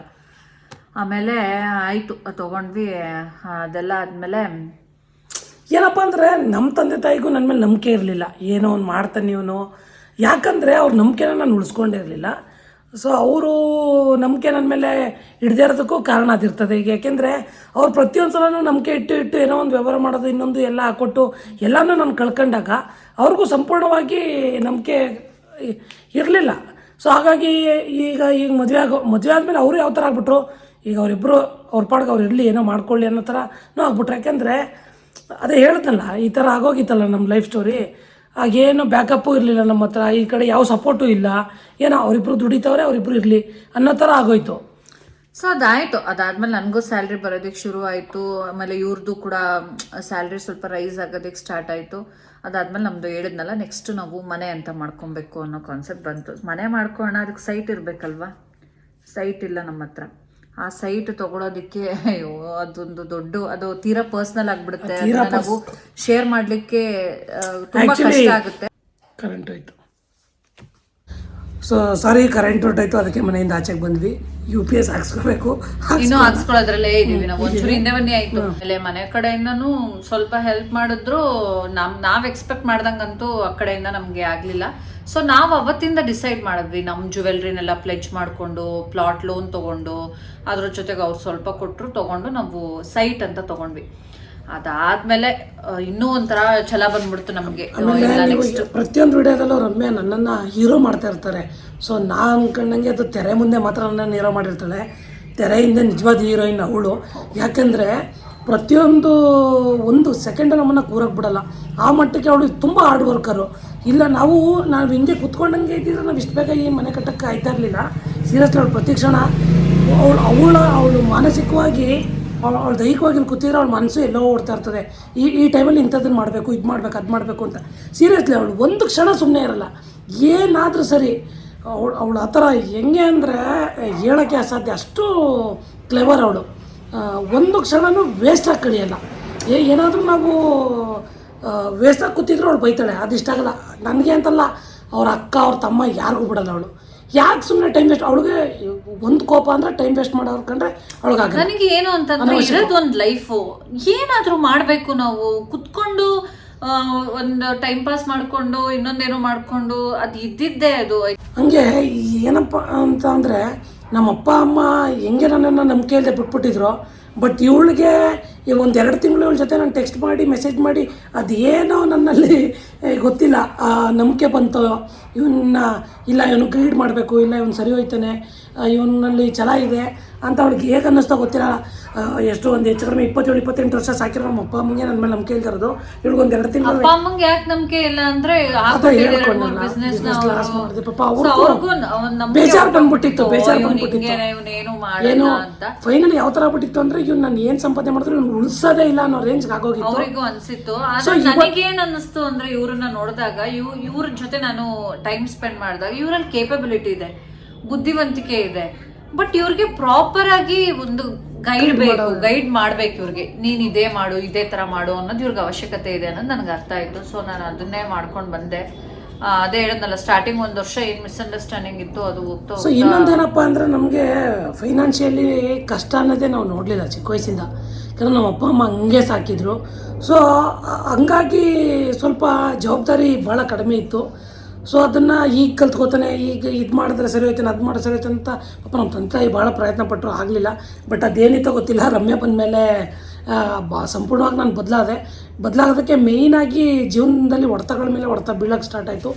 ಸೊ ಬಿದ್ದಾಗ ಅರ್ಥ ಮಾಡ್ಕೊಳ್ಳಿ ಫ್ರೆಂಡ್ಸ್, ನಾವು ಜೀವನದಲ್ಲಿ ಏನಾದರೂ ಮುಂದುವರಿಬೇಕು ಅಥವಾ ಜೀವನದಲ್ಲಿ ಏನೋ ಒಂಚೂರು ಸಾಧಿಸ್ತೀವಿ ಅಂತಂದರೆ ನಮ್ಮನ್ನು ಕಂಡ್ರೆ ಅಸೂಯೆ ಪಡೋರು, ನಮ್ಮನ್ನು ಆಡ್ಕೊಳ್ಳೋರು, ನಮ್ಮ ಬೆನ್ನ ಹಿಂದೆ ನಗೋರು, ನಮ್ಮನ್ನ ಅಗೌರವಿಸೋರು, ಗೌರವ ಕೊಡದೆ ನಡ್ಕೊಳ್ಳೋರು ಇರಲೇಬೇಕು. ನಮ್ಮ ಶತ್ರುಗಳು ಅಂತ ಇರ್ತಾರೆ ನೋಡಿ, ನಮ್ಗವರು ಶತ್ರುಗಳಾಗಿರ್ತಾರೋ ಇಲ್ವೋ ಗೊತ್ತಿಲ್ಲ, ಬಟ್ ಅವ್ರ ದೃಷ್ಟಿಲಿ ನಾವು ಅವ್ರಿಗೆ ಶತ್ರುಗಳಾಗಿರ್ತೀವಿ. ಸೊ ಅಂಥವ್ರು ನಮ್ಮ ಲೈಫಲ್ಲಿ ಇರಲೇಬೇಕು. ಆ ಥರ ಕ್ಯಾಲ್ಕುಲೇಟ್ ಮಾಡಿದ್ರೆ ನಮ್ಮ ಲೈಫಲ್ಲಿ ಸುಮಾರು ಜನ ಇದ್ರು. ನಮ್ಮ ಕಂಡ್ರೆ ಆಗದೆ ಇರೋರು, ನಮ್ಮ ಏಳಿಗೆನ ಸಹಿಸದೇ ಇರೋರು, ನಮ್ಮನ್ನ ಆಡ್ಕೊಳ್ಳೋರು ತುಂಬ ಜನ ಇದ್ರು. ಮೇ ಬಿ ಅವ್ರುಗಳು ಇದ್ದಿದ್ದಕ್ಕೇ ನಮ್ಗೊಂದು ಹಠ ಬಂತು ಅಂತ ಅನ್ಸುತ್ತೆ. ಒಂಥರ ಕೆಲವ್ರದ್ದು ಮನಸ್ಥಿತಿ ಇರುತ್ತೆ, ನಾನು ಫುಲ್ ಅವ್ರದ್ದೇ ಡಾಮಿನೇಟ್, ನಾನೇ ಸಂಪಾದನೆ ಮಾಡಿರೋದು, ನನ್ನ ಹತ್ರನೇ ಇರೋದು ಅಂತ ಈ ಥರ ಎಲ್ಲ ಕೆಲವರು ಇರ್ತಾರೆ. ಇನ್ನೊಬ್ರನ್ನ ಫುಲ್ ಲೋ ಮಾಡ್ತಿರ್ತಾರಲ್ಲ, ಅಂಥವ್ರು ಇರಬೇಕು. ಅಂಥವ್ರು ಇದ್ದಾಗ ಹೌದು ಇವ್ರಿಗಿಂತ ನಾವು ಜೀವನದಲ್ಲಿ ಬೆಳಿಬೇಕು ಅನ್ನೋ ಒಂದು ಹಠನೂ ಬರುತ್ತೆ. ಇನ್ನೊಂದೇನಪ್ಪ ಅಂದರೆ ನಾವು ಪ್ರಾಮಾಣಿಕವಾಗಿದ್ರೆ ಆ ಭಗವಂತ ಕೂಡ ಕೈ ಹಿಡಿತಾನೆ. ಅದು ನಮ್ಮ ಲೈಫಲ್ಲಿ ನಾವು ಒಬ್ಬರು ಮೋಸ ಮಾಡಿಲ್ಲ, ಅನ್ಯಾಯ ಮಾಡಿಲ್ಲ, ಪ್ರಾಮಾಣಿಕವಾಗಿ ನಾವು ಜೀವನ ಸಾಗಿಸ್ತಾ ಬಂದಿದ್ದೀವಿ. ಆಮೇಲೆ ಇನ್ನೊಬ್ಬರ ಬಗ್ಗೆ ನಾವು ಕೇವಲವಾಗಿ ಮಾತಾಡೋಕೆ ಹೋಗಲ್ಲ, ಇನ್ನೊಬ್ಬರ ಬಗ್ಗೆ ನಾವು ತಲೆ ಮಾಡೋದಕ್ಕೂ ಹೋಗಲ್ಲ. ಯಾವುದೇ ವಿಚಾರ ಆಗಿರ್ಬೋದು ಫ್ರೆಂಡ್ಸ್, ಅವ್ರು ಎಂತ ಡ್ರೆಸ್ ಆದ್ರೂ ಹಾಕೊಳ್ಳಿ, ಅವ್ರು ಎಂತ ಮನೆನಾದ್ರೂ ಕಟ್ಟಿರ್ಲಿ, ಅಥವಾ ಅವ್ರ ಬಿಹೇವಿಯರ್ ನಮ್ಗೆ ಇಷ್ಟ ಆಗದೆ ಇರ್ಲಿ, ಅವ್ರ ಮಾತು ನಡವಳಿಕೆ ನಮ್ಗೆ ಇಷ್ಟ ಆಗದೆ ಇರ್ಲಿ, ಅಥವಾ ಅವ್ರು ಇನ್ನೊಬ್ರನ್ನ ಆಡ್ಕೋತಾ ಇರ್ಲಿ ನಮ್ಮ ಮುಂದೆ, ನಾವ್ ಏನೋ ಮಾತಾಡೋದಿಕ್ ಹೋಗಲ್ಲ. ಇದೇನಿದು ಇಂಥ ಡ್ರೆಸ್ ಹಾಕೊಂಡಿದ್ಯಾ, ಅಥವಾ ಅವ್ರು ಸಣ್ಣಕ್ಕಿರ್ಲಿ, ದಪ್ಪಕ್ಕಿರ್ಲಿ, ಕಪ್ಪುಗಿರ್ಲಿ, ನಾವು ಕಮೆಂಟೇ ಮಾಡೋದಿಕ್ ಹೋಗಲ್ಲ, ಅವ್ರಿಗೆ ಹರ್ಟ್ ಮಾಡೋದಿಕ್ ಹೋಗಲ್ಲ. ಮನುಷ್ಯ ಯಾವತ್ತು ಅದು ಆ ವಿಚಾರವಾಗಿ ನಾನು ಎದೆ ಮುಟ್ಕೊಂಡು ಹೇಳ್ತೀನಿ, ಸತ್ಯವಾಗ್ಲವೇ ನಾವು ಯಾರಿಗೂ ಅಷ್ಟೇ ಹಿಂದೆನೂ ಮಾತಾಡಲ್ಲ, ಮುಂದೆನೂ ಮಾತಾಡಲ್ಲ. ಏನಾರು ಅನ್ನಿಸ್ತಾ ನಾವು ಕಾಮೆಂಟ್ ಅಂತೂ ಮಾಡಕ್ ಹೋಗಲ್ಲ. ನಮ್ಮಲ್ಲಿ ನಮಗೆ ಇಷ್ಟ ಆಗ್ಲಿಲ್ಲ ಅನ್ಕೊಳ್ಳಿ, ಇನ್ ಕೇಸ್ ಅವ್ರು ಮಾತಾಡಿದ್ದು, ಅಥವಾ ಅವ್ರು ಹಾಕಿರೋದು, ಅಥವಾ ಅವ್ರ ಮನೆ ಕಟ್ಟಿರೋದು, ಅಥವಾ ಅವ್ರು ಇನ್ನೇನೋ ತಗೊಂಡಿರೋದು, ಅದೇನಾದ್ರೂ ಆಗಿರ್ಬೋದು, ನಾವೇನೋ ಕಮೆಂಟ್ ಮಾಡ್ಬಿಡ್ತೀವಿ. ಅವ್ರ ಮನ್ಸಿಗೆ ಬೇಜಾರು ಮಾಡ್ಬೇಕು. ಈಗ ಅವ್ರು ಹಾಕಿರೋ ಡ್ರೆಸ್ ಚೆನ್ನಾಗಿ ಕಾಣಿಸ್ತಿದ್ಯಾ ಅಂತ ಅವ್ರು ಕೇಳ್ತಾರೆ. ಅವ್ರಿಗೇನೋ ಇಷ್ಟ ಆಗಿರ್ತದೆ, ಅವ್ರು ಡ್ರೆಸ್ ಹಾಕೊಂಡಿರ್ತಾರೆ, ಅದು ನನಗ್ ಚೆನ್ನಾಗಿ ಕಾಣ್ತಾ ಇಲ್ಲ ಅಂದ್ರೆ ಅದು ನನ್ನ ಪ್ರಾಬ್ಲಮ್ಮು. ನಾನ್ ತಗೊಂಡೋಗ್ಬಿಟ್ಟದನ್ನ ನೀನ್ ಚೆನ್ನಾಗಿ ಕಾಣ್ತಾ ಇಲ್ಲ. ಆಮೇಲೆ ಅಲ್ಲ, ಅವ್ರು ಕೇಳ್ತಾರೆ, ಅವ್ರ ಖುಷಿಗೆ ಅವ್ರು ಕೇಳ್ತಾರೆ ಚೆನ್ನಾಗಿ ಕಾಣ್ತಿದ್ಯಾ ಅಂತಂದಾಗ, ಇಫ್ ಇನ್ ಕೇಸ್ ಅದು ಚೆನ್ನಾಗಿ ಕಾಣಿಸ್ತಿಲ್ಲ ಅಂತಾನೆ ಅನ್ಕೊಳ್ಳಿ, ನೀವು ಚೆನ್ನಾಗಿ ಕಾಣ್ತಿದೆ ಅಂತಂದ್ರೆ ಅವ್ರಿಗೆ ಎಷ್ಟು ಖುಷಿ ಆಗ್ತಾರೆ. ನಾವು ಅದ್ರಲ್ಲಿ ಕಳ್ಕೊಳ್ಳೋದೇನಿದೆ, ಇದು ನಮ್ಮ ಮೆಚುರಿಟಿ. ಸೊ ನಾವು ಈ ತರ ಇದೊಂದೇ ವಿಷಯ ಅಲ್ಲ, ಯಾವ್ದೋ ಅಡ್ಗೆನೇ ಆಗಿರ್ಬೋದು, ಏನೋ ಅವ್ರ ಪ್ರೀತಿಯಿಂದ ಮಾಡಿರ್ತಾರೆ, ಅದು ಇಫ್ ಇನ್ ಕೇಸ್ ಚೆನ್ನಾಗಿದ್ಯಾ ಅಂದ್ರೆ ಚೆನ್ನಾಗಿದೆ ಅಂದ್ರೆ ಮುಗ್ದೋಯ್ತು. ಯಾವ್ದನೋ ಅಲ್ಲಿ ಡೈರೆಕ್ಟ್ ಆಗಿ ಮಾತಾಡ್ಬಿಟ್ಟು ಚೆನ್ನಾಗಿಲ್ಲ, ಚೆನ್ನಾಗಿಲ್ಲ, ಚೆನ್ನಾಗಿಲ್ಲ, ಅಥವಾ ಅವ್ರು ಸಣ್ಣಕ್ಕಿರ್ಲಿ, ದಪ್ಪಗಿರ್ಲಿ, ಕಪ್ಪುಗಿರ್ಲಿ, ಸೊ ಅವೆಲ್ಲ ಕಾಮೆಂಟ್ ಮಾಡಕ್ ಹೋಗಲ್ಲ. ಸೊ ಏನು ಗೊತ್ತಾ, ನಾವು ಮಾಡೋದನ್ನ ದೇವ್ರು ಒಬ್ಬ ನಮ್ ಕಡೆ ಇದ್ರೆ ಎಷ್ಟೇ ಎದುರಾಳಿಗಳು ನಮ್ ಕಾಲ್ ಎಳೆಯೋರು ಎಷ್ಟೇ ಜನ ಇದ್ರು ಕೂಡ ನಮ್ಮನ್ನ ಏನೂ ಮಾಡ್ಕೊಳಕ್ ಆಗಲ್ಲ ಅಂತಾರಲ್ಲ, ಆ ಮಾತನ್ನ ನಿಜ. ಸೊ ಒಂದು ಮನುಷ್ಯನಿಗೆ ಒಳ್ಳೆತನ ಇದ್ರೆ ಭಗವಂತನೇ ಕಾಪಾಡ್ತಾನೆ ಅನ್ನೋದಕ್ಕೆ ಸತ್ಯಾಗ್ಲಿ ವಿಚಾರ ಅಲ್ಲಿಂದ ಆಯ್ತು ನಾವು ಸಾಕ್ಷಿ. ಸೈಟ್ ಅನ್ನೋದನ್ನ ಕಷ್ಟನೋ ಸುಖನೋ ಏನೋ ಮಾಡಿದ್ವಿ. ಫಸ್ಟು ಆಕ್ಚುಲಿ ನಾನು ನಮ್ಮ ಅತ್ತೆ ಮಾವನ್ನ ಅದನ್ನೇ ಕೇಳ್ಕೊಂಡಿದ್ದು, ನನ್ ಗಂಡಂಗೆ ಒಂದ್ ಕೆಲ್ಸ ಅಂತ ಕರೆಕ್ಟ್ ಆಗಿಲ್ಲ. ಸೊ ಅಂದ್ರೆ ಅವ್ರ ಹತ್ರ ಇಲ್ದೇ ಹೋಗಿದ್ರೆ ನಾವ್ ಅದನ್ನ ಕೇಳಕ್ ಹೋಗ್ತಾ ಇರ್ಲಿಲ್ವೇನೋ, ಇದ್ದು ನಾವು ಇದೆ ಅಂತ ಅನ್ಬಿಟ್ಟು ಕೇಳಿದ್ವಿ. ಬಟ್ ಅವ್ರು ಯಾವಾಗ ಇಲ್ಲ ನಾವು ಕೊಡೋದಿಲ್ಲ ಅದು ಇದು ಅಂದಾದ್ಮೇಲೆ ಆಸೆನ ನಾನು ಕಂಪ್ಲೀಟ್ ಆಗಿ ಬಿಟ್ಬಿಟ್ಟು, ಇಲ್ಲ ನಾವು ಅದೇ ಕಷ್ಟನೋ ಸುಖನೋ ನಾವೇ ಸಂಪಾದನೆ ಮಾಡೋಣ ಅಂತ. ಬಟ್ ಅವ್ರಿಗದು ಒಂದ್ 2 ವರ್ಷ ಆದ್ಮೇಲೆ ರಿಯಲೈಸ್ ಆಗಿ ಅವರು ನಾವು ಸೈಟ್ಗೆ ಏನು ಅಮೌಂಟ್ ತಗೊಂಡ್ವಿ ಅದರಲ್ಲಿ ನಮ್ದು 60% ಇದ್ರೆ ಅವ್ರೊಂದು 40% ಅಂತ ಕೊಟ್ರು. ಬಟ್ ಆ ಅಮೌಂಟ್ನ ಅವರು ಅದೇ 2 ವರ್ಷದ ಹಿಂದೆ ಕೊಟ್ಟಿದ್ದಿದ್ರೆ ನಮಗೆ ಇಲ್ಲಿ ನಾವು 50 ರಿಂದ 55 ಲಕ್ಷ ಖರ್ಚು ಮಾಡಿದ್ವಲ್ಲ ಸೈಟ್ ತಗೊಳಕ್ಕೆ, ಅದು 35 ಲಕ್ಷಕ್ಕೆಲ್ಲ ಸಿಕ್ಕಿರ್ತಾ ಇತ್ತು. ನಮಗೆ ಎಷ್ಟು ಪ್ರಾಬ್ಲಮ್ ಆಯ್ತು ಅದರಿಂದ. ಸೊ ಏನೂ ಮಾಡೋಕ್ಕಾಗಲ್ಲ, ಟೈಮ್ ಅದು. ಅವ್ರಿಗೆ ಅವಾಗ ಕೊಡ್ಬೇಕು ಅಂತ ಅನಿಸ್ತು, ಅವ್ರಿಗೆ ಕೊಟ್ರು. ಬಟ್ ಅವಾಗ್ಲೂ ಅಷ್ಟೇ, ಇನ್ ಮಿಕ್ಕಿದ್ ಯಾವ್ದು ನಾವು ಅರ್ನ್ ಮಾಡಿರ್ಲಿಲ್ಲ. ಪ್ರತಿಯೊಂದು ಕೂಡ ಒಡವೆ ಪ್ಲೇಚ್ ಮಾಡಿ ಮತ್ತೆ ಪ್ಲಾಟ್ ಲೋನ್ ಅಂತ ತಗೊಂಡು, ನಾನು ಯಾವಾಗ್ಲೂ ಹೇಳ್ತೀನಿ, ನಾನು ಕತ್ತಲ್ಲಿ ಹಾಕಿರೋ ಅಂತ ಮಾಂಗಲ್ಯ ಸರ ಇಲ್ಲದೆ ಇದ್ರು ನನಗೆ ಚಿಂತೆ ಇಲ್ಲ. ಈಗ ನಾನು ಏನೇ ಮಾಡ್ತಾ ಇದ್ರು ನನ್ನ ಮಕ್ಳಿಗೋಸ್ಕರ, ಇದನ್ನ ನಾನು ನನ್ನ ಶೋಕಿಗೆ, ತಾಳಿ ಅಂತ ಇದ್ರೆ ಸಾಕು, ಅದು ಕರಿಮಣಿ ಹಾಕೊಂಡ್ರು ಸರಿ ಅಥವಾ ಆರ್ಟಿಫಿಷಿಯಲ್ ಒಂದು ಸರ ಹಾಕೊಂಡ್ರು ಸರಿ, ನಾನು ಈಗ ಮಾಡ್ತಾ ಇರೋವಂಥದ್ದು ನನ್ನ ಮಕ್ಕಳು ಅಂತ ಮಾಡ್ಕೊಂಡಿದ್ವಿ, ಅವ್ರ ಫ್ಯೂಚರ್ಗೋಸ್ಕರ. ನಾನು ಇವಾಗಲೂ ಹೇಳ್ತೀನಿ, ನನ್ಗೆ ಯಾವುದೇ ಥರ ಬೇಜಾರಿಲ್ಲ. ನಿಮ್ಗೆ ಆ ಥರದ್ದು ಏನಾದರೂ ಮಕ್ಳಿಗೊಂದು ಒಳ್ಳೇದಾಗೋದಕ್ಕೆ ಏನಾದರೂ ಅವಕಾಶ, ಒಳ್ಳೇದು ಮಾಡೋದಕ್ಕೆ ಅವಕಾಶ ಸಿಗ್ತಾ ಧಾರಾಳವಾಗಿ ನಾನು ಕೊಡ್ತೀನಿ, ನಾನು ಬೇಜಾರು ಮಾಡ್ಕೊಳ್ಳಲ್ಲ. ನೀವು ನನ್ನ ಮಕ್ಕಳು ಚೆನ್ನಾಗಿರ್ಬೇಕು, ಅವ್ರನ್ನ ಭೂಮಿ ಮೇಲೆ ತಗೊಬಂದಿದೀವಿ, ಅವ್ರ ಫ್ಯೂಚರ್ ಚೆನ್ನಾಗಿರ್ಬೇಕು ಅನ್ನೋದು ಅಷ್ಟೇ ನನ್ನ ಉದ್ದೇಶ ಆಗಿರುತ್ತೆ. ಈಗ ಏನಾಗುತ್ತೆ ಅಂದ್ರೆ, ಈಗ ನನ್ನ ಈ ಬದಲಾವಣೆ ನೋಡಿ ನಮ್ಮ ಅಪ್ಪ ಅಮ್ಮ ಯಾವತ್ತೂ ನನ್ನ ಹತ್ರ ಆಗ್ಲಿ ನನ್ನ ಹೆಂಡತಿ ಹತ್ರ ಆಗ್ಲಿ ಹೇಳಿಲ್ಲ, ಅವ್ರು ಎಕ್ಸ್ಪ್ರೆಸ್ ಮಾಡಲ್ಲ. ಪ್ರತಿ ಒಬ್ಬ ತಂದೆ ತಾಯಿಗೂ ಕೂಡ ಮನ್ಸಿಗೊಂದು ಸಮಾಧಾನ ಆಗಿರುತ್ತೆ. ಅವರು ಬೇರೆಯವ್ರ ಜೊತೆ 4 ಜನದ ಜೊತೆ ಅದನ್ನ ಹೇಳ್ಕೊಂಡು ಖುಷಿ ಪಟ್ಟಿರ್ತಾರಲ್ಲ, ಆ 4 ಜನ ಬಂದು ನಮ್ಗೆ ಹೇಳ್ತಾರೆ ನಿಮ್ಮ ಅಪ್ಪ ಅಮ್ಮ ಹಿಂಗ್ ಅಂತ ಇದ್ರು ಅಂತ ಅನ್ಬಿಟ್ಟು ಅದನ್ನ ಕೇಳಿದಾಗ ಖುಷಿ ಆಗುತ್ತೆ. ಅವ್ರಿಗೆಲ್ಲ ಒಂದು ಸಮಾಧಾನ ಇದೆಯಲ್ಲ, ಯಾರು ಬಯಸಲ್ಲ ಆಯ್ತಾ. ಅವ್ರದ್ದೇನೋ ಉದ್ದೇಶ ಬೇರೆ ಇರುತ್ತೆ, ಅದು ಸಮಯ ಎಲ್ಲ ಆಯ್ತು. ಅದಾದ್ಮೇಲೆ ಕೇಳಿ, ಸೈಟ್ ಏನೋ ತಗೊಂಡ್ವಿ, ಆ ಸೈಟ್ದು ಏನು ಪ್ಲಾಟ್ ಲೋನ್ ತಗೊಂಡಲ್ಲ, ಸೈಟ್ ಲೋನ್ ಅದು ಹೋಗ್ತಾ ಇತ್ತು, ಜೊತೆಗೆ ಪರ್ಸನಲ್ ಲೋನು ತಗೊಂಡಿದ್ರು. ಪರ್ಸನಲ್ ಲೋನ್ ಹೋಗುತ್ತೆ, ಪ್ಲಾಟ್ ಲೋನ್ ಹೋಗುತ್ತೆ, ಜೊತೆಗೆ ಇಲ್ಲಿ ಬಾಡಿಗೆನೂ ಕಟ್ತೀವಿ. ಯಾಕೆ ನಾವು ಇದೇ EMI ನ ಮನೆಗೆ ಹೋಮ್ ಲೋನ್ ಕನ್ವರ್ಟ್ ಮಾಡ್ಬಿಟ್ಟು ಮನೆ ಕಟ್ಟಬಾರ್ದು? ನಮಗೆ ವರ್ಕಲ್ಲಿ ಎಕ್ಸ್ಪೀರಿಯನ್ಸ್ ಆಗಿತ್ತು, ನನಗೂ ನನ್ನ ಮಗ ಇವ್ರದೆಲ್ಲ ಸ್ಯಾಲರಿ, ಇವ್ರಿಗೆ ಪ್ರಮೋಷನ್ ಆಗಿ ಇವರು ಅಸಿಸ್ಟೆಂಟ್ ಮ್ಯಾನೇಜರ್ ಇಂದ ನೆಕ್ಸ್ಟ್ ಡೆಪ್ಟಿ ಮ್ಯಾನೇಜರ್ ಆದ್ರು. ಸೊ ಇವ್ರದ್ದು ಎಲ್ಲ ಒಂಥರ ಚೆನ್ನಾಗಾಯ್ತು. ಸೊ ನಾನು ಕೆಲ್ಸಕ್ಕೆ ಸೇರಿದಾಗ ಆನ್ ರೋಲ್ ಎಂಪ್ಲಾಯ್ ಅಲ್ಲ, ಆಫ್ ರೋಲ್ ಎಂಪ್ಲಾಯ್ ಆಗಿದ್ದೆ. ಆನ್ ರೋಲ್ ಆಗಿ ಅಸಿಸ್ಟೆಂಟ್ ಮ್ಯಾನೇಜರ್ ಆಗಿ ಡೆಪ್ಟಿ ಮ್ಯಾನೇಜರ್ ಆದಾಗ ಒಳ್ಳೆ ಓಕೆ ಸ್ಯಾಲ್ರಿ ಬಂತು. ಅದಾದ್ಮೇಲೆ ನಾವ್ ಹೇಳಿದ್ವಲ್ಲ ಈ ತರ ಲೋನ್ಸ್ ಮತ್ತೆ ರೆಂಟ್ ಹೋಗ್ತಾ ಇದೆ, ಅದ್ರನ್ನ ನಾವು ಹೋಮ್ ಲೋನ್ EMI ಆಗಿ ಯಾಕೆ ಕನ್ವರ್ಟ್ ಮಾಡಬಾರ್ದು ಅಂತ ಅಲ್ಲಿ ಯೋಚನೆ ಮಾಡಿದ್ವಿ. ಮನೆ ಗೊತ್ತು, ನಿಮ್ ಜೊತೆ ಶೇರ್ ಮಾಡಿದೀನಿ, ಮನೆ ಕಟ್ಟಬೇಕಾದ್ರೆ ನಾವು ಸಿಂಗಲ್ ರುಪಿ ಯಾರ ಹತ್ರನೂ ಈಸ್ಕೊಂಡಿಲ್ಲ. ಮನೆಗೆ ನಮ್ಗೆ 80 ರಿಂದ 85 ಲಕ್ಷದವರೆಗೆ ಖರ್ಚಾಗಿದೆ ಈ ಮನೆನ ಕಟ್ಟೋದಿಕ್ಕೆ. ಇದೇ ತರ ಕಟ್ಟಬೇಕು ಅನ್ನೋ ಒಂದು ಪ್ಲಾನ್. ನಮ್ದು ಎಸ್ಟಿಮೇಟ್ ಇದ್ದಿದ್ದೇ ಬೇರೆ ತರ, ಅದು ಹೋಗ್ತಾ ಬೇರೆ ತರ ಆಯ್ತು. ಆ ಟೈಮಲ್ಲೆಲ್ಲ ನನ್ನ ಜುವೆಲ್ಸ್ನೆಲ್ಲ ಪ್ಲೆಜ್ ಮಾಡೋದಾಗಿರ್ಬೋದು, ಏನೇನೋ ಸಾಹಸಗಳು ಮಾಡೋದು, ಅದು ಇದು ಅಂತ. ಆಗ ಒಂದು ಕೆಲಸ ಮಾಡಿದ್ರೆ ಏನಾಗ್ಬಿಡುತ್ತೆ, ಸ್ಟಾರ್ಟಿಂಗ್ ಮನೆ ಕಟ್ಟಬೇಕಾದ್ರೆ ಇನ್ನೂ ಏನು ಖರ್ಚಾಗಿರ್ಬಲ್ಲ ಅಮೌಂಟ್ ಅನ್ನಿಸ್ತಾ ಇರ್ತದೆ. ಲಾಸ್ಟಲ್ಲಿ ಹೋಯ್ತಾ ಮನೆ ಫಿನಿಶಿಂಗ್ ಬಂದಾಗ ಕೈಯಲ್ಲಿ ನಿನ್ಗೆ ಎಷ್ಟು ದುಡ್ಡಿದ್ರೂ ಸಾಕಾಗಲ್ಲ, ಸೀರಿಯಸ್ಲಿ. ಆ ಟೈಮಲ್ಲಿ ತುಂಬ 1 ವಾರ ನಿದ್ರೆ ಮಾಡಿಲ್ಲ ನಾನು. 20 ಲಕ್ಷ, 20 ರಿಂದ 25 ಲಕ್ಷ ನಮ್ಮ ಎಸ್ಟಿಮೇಟ್ಗಿಂತ ಜಾಸ್ತಿ ಆಯಿತು. 1 ವಾರ ನಿದ್ರೆ ಬಂದಿಲ್ಲ. ದಾರಿ ಏನು? ನವೀನ್ ಅವ್ರಿಗೆ ನಂಗೆ ಗೊತ್ತಾಗ್ತಿಲ್ಲ ಅಂತ ಹೇಳ್ಬಿಟ್ರು. ಸೊ ಲೋನು ತಗೊಂಡ್ಬಿಟ್ಟಿದ್ದೀವಿ ಆಲ್ರೆಡಿ, ಇಷ್ಟೇ ಲೋನು ಅಂತ ಫಿಕ್ಸು. ನಮ್ಮ ಸ್ಯಾಲ್ರಿಗೆ ಎಷ್ಟು ಕೊಡಬೇಕು ಮ್ಯಾಕ್ಸಿಮಮ್ ಲೋನು ಕೊಟ್ಟಾಕ್ಬಿಟ್ಟೈತೆ ಬ್ಯಾಂಕ್ ಅವರು. ಅದು ಮನೆ ಕಟ್ಟಕ್ಕೆ ಹಂತವಾಗಿ ಕೊಡ್ತಾವ್ರೆ. ಫೈನಲ್ ಸ್ಟೇಜ್ವರೆಗೂ ಅಮೌಂಟ್ ಬಂದಾಗಿದೆ. ಸೊ ಆ ಮೂಮೆಂಟಲ್ಲಿ ನಾವು ಯಾರನ್ನೂ ಅಂದರೆ ಇವ್ರ ಅಪ್ಪ ಅಮ್ಮನ ನಾನು ಯಾವಾಗ ಡಿಸೈಡ್ ಮಾಡ್ಕೊಂಡೆ ಅಂತ ಅಂದರೆ, ಯಾವಾಗ ನಮಗೆ ಪ್ರತಿ ಮಕ್ಕಳು ಅಷ್ಟೇ ಕಷ್ಟ ಅಂತ ಬಂದಾಗ ನಮ್ಮ ಅಪ್ಪ ಅಮ್ಮ ಇದ್ದಾರೆ ಅನ್ನೋದೊಂದು ಇದಿರುತ್ತೆ. ಬಟ್ ನಾನೇನಂತ ಅವತ್ತು ಒಂದು ನೈಟ್ ಒಂದು 6 ತಿಂಗಳು ಮಗುನ ಎತ್ಕೊಂಡು ಹೋಗ್ಬಿಟ್ಟು ನಾನು ನಮ್ಮ ಅತ್ತೆ ಮಾವನ ಹತ್ರ ಹೋಗಿ ಕೇಳ್ಕೊಂಡಿದ್ದೆ, ನಂಗೆ ಇನ್ನೇನು ಬೇಡ, ಒಂದು ಸೈಟ್ ಅಂತ ನಿಮ್ಮ ಕಡೆಯಿಂದ ಕೊಡಿಸಿ ಸಾಕು, ನಾವು ಹೇಗೋ ಲೋನು ಅದು ಇದು ಮಾಡ್ಕೊಂಡು ಮನೆ ಕಟ್ಕೊತೀವಿ ಅಂತ. ಅಷ್ಟೊತ್ತಲ್ಲಿ ನಾನು ಒಂಥರ ನಾನು ನಿಮ್ಮನ್ನ ಬೆಗ್ ಮಾಡ್ತಾ ಇದ್ದೀನಿ ಅಂತನಾದರೂ ಅಂದ್ಕೊಳ್ಳಿ, ನಿಮ್ಮ ಮಗನಿಗೊಂದು ಪ್ರಾಪರ್ ಆಗಿರೋ ಒಂದು ಕೆಲಸ ಅಂತ ಇಲ್ಲ. ಈ ಮಾತನ್ನ ನಾನು ಅವ್ರ ಹತ್ರ ದುಡ್ಡು ಇಲ್ಲದೆ ಇದ್ದಿದ್ರೆ ಅಥವಾ ಅವ್ರು ಕೊಡ್ತೀನಿ ಅಂತ ಸೈಟ್ ತಗೊಳ್ತೀವಿ ಅಂತ ಅವ್ರಿಗೆ ಹೇಳಿಲ್ಲ ಅಂದಿದ್ರೆ ನಾನು ಇದನ್ನ ಹೋಗಿ ಕೇಳ್ತಾ ಇರಲಿಲ್ಲ. ಅವ್ರು ಹೇಳಿದ್ರು ನಾವು ಸೈಟ್ ತಗೊಳ್ತೀವಿ ನೀವು ಲೋನ್ ಮಾಡಿಸ್ಕೊಂಡು ಮನೆ ಕಟ್ಕೊಳ್ಳಿ ಅಂತ ಅಂದಿದ್ರು. ಸೊ ಹಾಗಾಗಿ ನಾನು ಹೋಗಿ ಅಷ್ಟೊತ್ತೊಂದು ರಾತ್ರಿಲಿ ಕೇಳಿದೆ. ಬಟ್ ಅವ್ರ ಕಡೆಯಿಂದ ನೋ ರೆಸ್ಪಾನ್ಸ್, ಇಲ್ಲ ನಾವು ಕೊಡೋದೇ ಇಲ್ಲ ಅಂತ ಅಂದರು. ಆವತ್ತು ಕಣ್ಣೀರು ಹಾಕೊಂಡು ಬಂದೆ. ಕೆಲವರು ಹೇಳ್ಬೋದು ಯಾಕೆ ಕೇಳಬೇಕು ನೀವು ಅಪ್ಪ ಅಮ್ಮನ ಹತ್ರ ಆಸ್ತಿನ ಅದು ಇದು ಅಂತ. ಕೇಳಬೇಕು ಅಂತ ಅಂದರೆ ಇವರು ಅವ್ರ ಮಗ ಆಗಿದ್ದಾರೆ, ಮತ್ತೆ ಅವರು ನಮ್ಗೆ ಹೇಳಿದ್ದಾರೆ ಈ ಥರ ನಾವು ನಿಮ್ಗೆ ಸೈಟ್ ತಗೊಳ್ತೀವಿ, ನೀವು ಲೋನ್ ತೊಗೊಂಡು ಮನೆ ತಗೊಳ್ಳಿ ಅನ್ನೋ ಆಶ್ವಾಸನೆ ಕೊಟ್ಟಿದ್ದು ಅವರೇನೆ. ಹಾಗಾಗಿ ನಾವು ಅವ್ರನ್ನ ಕೇಳಿದ್ವಿ. ಏನಪ್ಪ ಅಂದರೆ ನಾವು ಸೈಟ್ ತಗೊಳ್ತೀನಿ ಅಂತಲೇ ಇನ್ನೊಂದು ಕಡೆ ಸೈಟ್ನ ಸೇಲ್ ಮಾಡಿದ್ದು ಆ್ಯಕ್ಚುಲಿ ಆ ಟೈಮಲ್ಲಿ. ಸೊ ಅದೇನೇನೋ ಆಯಿತು ಬಿಟ್ಟಾಕಿ ಅದು. ಸೊ ಹಾಗಾಗಿ ನಾವು ಕೇಳಿದ್ವಿ. ಅವ್ರು ಕೇಳಿ ಕೊಡಿಸ್ತೀವಿ ಅಂತ ಅಂದಿದ್ರಲ್ಲ, ನಾವು ಲೋನ್ ತೊಗೊಂಡು ಮನೆ ಕಟ್ಟೋಣ ಅಂದ್ರೆ ನಾವು ಹಾಳಾಗೋದಕ್ಕೂ ಇನ್ನೊಂದಕ್ಕೂ ಎಲ್ಲ ಕೇಳಿದ್ರು, ಬದುಕೋದಕ್ಕೆ ಅಂತಾನೆ ಕೇಳಿದ್ದು. ಕೊಡಿಸ್ತೀನಿ ಅಂದಿದ್ರಲ್ಲ ಅಂತ ಕೇಳಿದ್ವಿ. ಅವ್ರು ಯಾವತ್ತೂ ಇಲ್ಲ ಕೊಡ್ಸಲ್ಲ ಅಂದ್ರು. ಅವತ್ತು ನಾನು ನಿರ್ಧಾರ ಮಾಡಿದ್ದೆ, ಇನ್ನು ನಾನು ಯಾವತ್ತೂ ಕೂಡ ಅವ್ರ ಹತ್ರ ನಾನು ಕೈ ಬೇಡಬಾರ್ದು, ನಾನು ಯಾರ ಹತ್ರನೂ ಬೇಡಬಾರ್ದು ಅಂತ ನಾನು ಅವತ್ತು ಡಿಸೈಡ್ ಆಗಿದ್ದೆ. ಸೊ ಹಾಗಾಗಿ ಗೃಹ ಪ್ರವೇಶದಲ್ಲಿ ಆ 1 ವಾರ ನಿದ್ರೆ ಮಾಡದೇ ಇದ್ರು ಕೂಡ, ಗೃಹ ಪ್ರವೇಶದ ಹತ್ರ ಬರ್ತಾ ಇದೆ ಟೈಮು, ನಾನು ಆಗಸ್ಟಲ್ಲೇ ಮಾಡಬೇಕು, ಮನೆ ಕಂಪ್ಲೀಟ್ ಮಾಡಿ ಗೃಹ ಪ್ರವೇಶ ಮಾಡಬೇಕು, ನನ್ನ ಹತ್ರ ದುಡ್ಡಿಲ್ಲ. ಬಟ್ ಆ ಮೂಮೆಂಟಲ್ಲಿ ನಾನು ಫಿಕ್ಸ್ ಆಗಿಬಿಟ್ಟಿದ್ದೆ, ಯಾರ ಹತ್ರನೂ ನಾನು ಕೇಳಬಾರ್ದು, ಕಷ್ಟನೋ ಸುಖನೋ ನಾವೇ ಫೇಸ್ ಮಾಡಬೇಕು. ಮನೆ ಕಟ್ಟಬೇಕಾದ್ರೆ ಸಿಂಗಲ್ ರುಪಿ ಕೂಡ ಯಾರ್ದು ಆಗಿರಬಾರ್ದು. ಏನಾಯ್ತು ಗೊತ್ತಾ, ಅದು ಆಲ್ರೆಡಿ ಅಷ್ಟೊಂದು ಪೆಟ್ಟುಗಳು ಬಿದ್ದುಬಿಟ್ಟಿದ್ದು ನಮಗೆ.